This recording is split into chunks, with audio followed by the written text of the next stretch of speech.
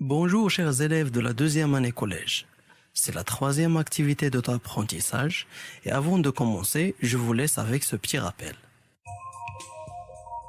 La croûte terrestre ne forme pas une enveloppe continue autour de la Terre.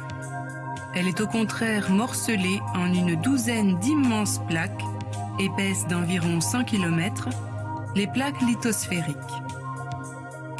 Ces gigantesques surfaces solides reposent sur une couche de roches fondues qui constitue la partie inférieure du manteau. À cause des transferts de chaleur entre le noyau et la surface de la Terre, cette partie du manteau est animée de lents mouvements circulaires appelés courants de convection. Ces courants sont si puissants qu'ils sont capables de déplacer les plaques lithosphériques de quelques centimètres par année. Ce phénomène s'appelle la tectonique des plaques.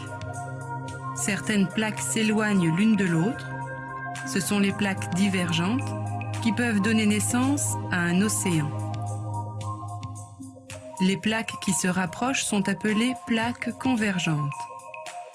Leur rencontre provoque souvent la formation de chaînes de montagnes et de volcans. Ainsi, même si le mouvement des plaques lithosphériques n'est pas perceptible à notre échelle, le relief accidenté de la planète témoigne de leur déplacement. Alors, après ce petit rappel, notre activité aujourd'hui fait partie du deuxième chapitre que nous avons commencé la dernière séance, les phénomènes sismiques et leur relation avec la tectonique des plaques. Alors en fait, vous allez travailler sur la page 23 de vos manuels scolaires. Vous allez prendre la page 23.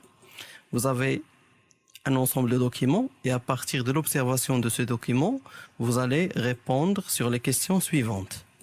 La première question: quelle est la différence entre l'échelle de Richter et l'échelle MSK? L'échelle MSK, c'est ce qu'on a vu la dernière séance. Deuxièmement, donnez la formule qui relie l'échelle de Richter à l'échelle MSK. Troisièmement, définir les termes suivants. Vous avez 4 termes: sismographe, sismogramme, foyer, épicentre. Toujours à partir de l'observation des documents. Quatrièmement, quels sont les différents types d'ondes sismiques et leur mode de propagation? Alors vous pouvez répondre après l'impression de cette page, sinon vous pouvez répondre sur vos cahiers d'exercice. Bon courage et à la prochaine, Inch'Allah.